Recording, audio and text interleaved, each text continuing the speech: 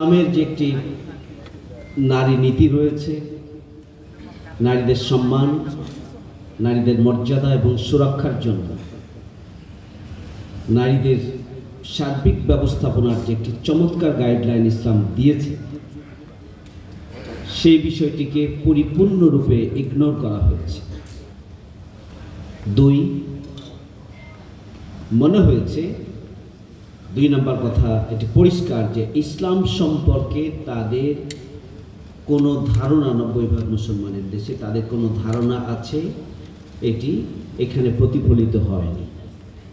3 হচ্ছে এখানে খুবই পরিকল্পিতভাবে LGBT কিউকে এখানে অর্থাৎ হোমোসেক্সুয়ালিটি, যেটা সমকামিতাকে এস্টাবলিশ করার জন্য আইনানুগ কাঠামোর মধ্যে খুব সুকৌশলে নিয়ে আসা হয়েছে।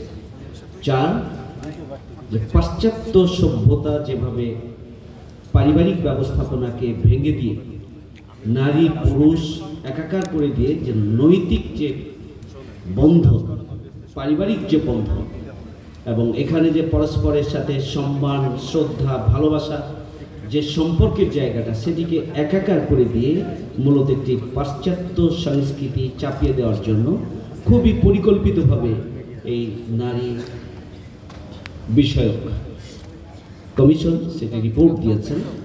আমরা তার তীব্র নিন্দা এবং প্রতিবাদ জানাই। আমার প্রথম কথা হচ্ছে যে অবিলম্বে এই কমিশনের রিপোর্টকে প্রত্যাহার করতে হবে। 2 হচ্ছে অবিলম্বে এই কমিশন ভেঙে দিয়ে এদেশের 90% মুসলমানের দেশ, এখানকার নারী স্কলার যারা রয়েছে এবং আলেম ওলামা যারা রয়েছেন, তাদেরকে নিয়ে এদেশের সকল শ্রেণী পেশার সমন্বয়ে, ধর্মমতের সমন্বয়ে একটি নারী কমিশন গঠন করতে হবে।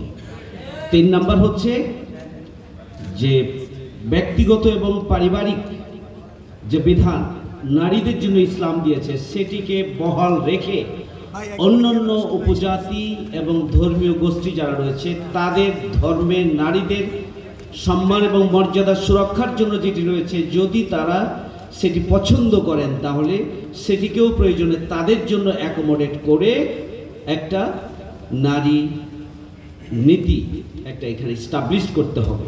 কিন্তু কোনোভাবেই বাংলাদেশের মতো একটি 90% মুসলমানের দেশে ইসলাম বিদ্বেষী এবং সমাজকে ধ্বংস করার সামগ্রিক আয়োজন এদেশের আলেম ওলামা সাধারণ মানুষ যাদের ঈমান আছে তারা এটি মেনে নিতে পারে না।